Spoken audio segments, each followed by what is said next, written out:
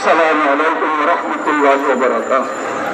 ইসলামী আন্দোলন বাংলাদেশ কর্তৃক আয়োজিত মহাসমাবেশের মহতারাম সভাপতি হযরত হুজুর রহমত বরকাতুহু, জাতীয় নেতৃবৃন্দ, আমি সংক্ষেপে সংস্কার এবং বিচার সম্পর্কে দুটি কথা বলে বিদায় নিব।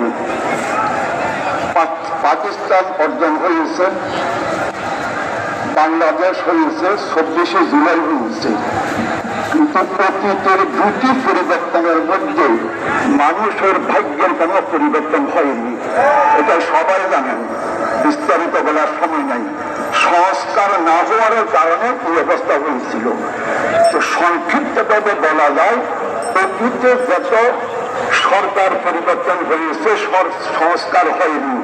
অর্থাৎ বইটা ছিল পুরাতন, শাড়িটা হতো নতুন, কিন্তু সবগুলাই ছিল।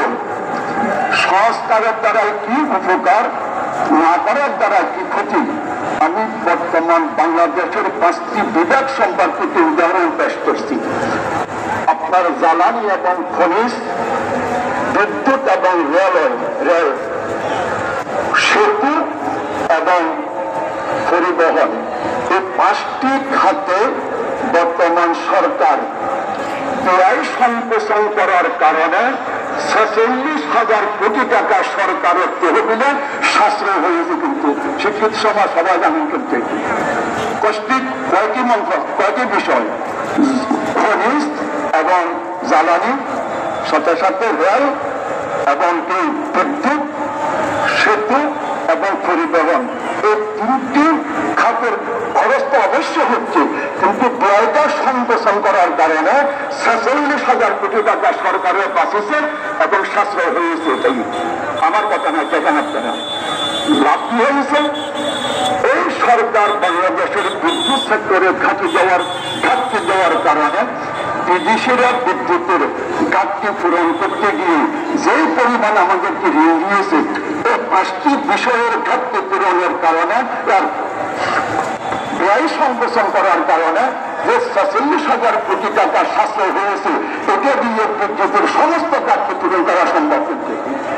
সুতরাং যতগুলো মন্ত্রণালয় আছে, সবগুলোর মধ্যে সংস্কার করেন। ৫০ বছর এই দেশ ভবিষ্যতে চলতে হলে বিদেশ থেকে 10 টাকা লোন নেওয়ার প্রয়োজন পড়তে হবে, এটা আপনি বিশ্বাস করিয়েছেন। দ্বিতীয়, আমি আর উদাহরণ পেশ করতে একটু বললাম। দ্বিতীয়, আইনের সংস্কার কেমন দেখেন। ইসলামের মধ্যে ক্ষমতা আইনের নিয়ন্ত্রণে চলে। ক্ষমতা যতই বড় হোক না কেন, আইন তার বিচার করতেই করবে। আর বর্তমান মানব রচিত সংবিধানের মধ্যে ক্ষমতার অধীনের আইন চলে, যার কারণে এ পর্যন্ত দেশের সাধারণ মানুষ ন্যায় নীতি এবং ইনসাফ পায়নি। আমি উদাহরণ পেশ করছি। এই যে মানব রচিত সংবিধানের মধ্যে ক্ষমতার অধীনে আইন চলে, আইন সম্পূর্ণ ক্ষমতার কাছে অসহায়। ২০০৮ সাল হাসিনার বিরুদ্ধে 15টি মামলা দিয়েছিল তত্ত্বাবধায়ক সরকার, খালেদার বিরুদ্ধে দিয়েছিল 6টি। হাসিনা বাধ্যকরণে বিদেশিদের ষড়যন্ত্রের কারণে যখন ক্ষমতায় আরোহণ করল, তার বিরুদ্ধে যে 15টি মামলা হয়েছিল, অটোমেটিক সমস্ত মামলা খারিজ হয়ে গেছে। কিন্তু সমস্ত মামলা কি হয়ে গেছে? খারিজ হয়ে গেছে। আমি যে বলেছি, ক্ষমতার অধীনে আইন চলে বর্তমান মানব রচিত সংবিধান। আর খালেদা প্রাইম মিনিস্টার হতে পারেনি, তার বিরুদ্ধে মামলা কিন্তু এখনো আছে। কিন্তু এর বিপরীতে ইসলামী আইনের অধীনে ক্ষমতা চলে, সময় না থাকার কারণে আমি উদাহরণ পেশ করতে পারবো না।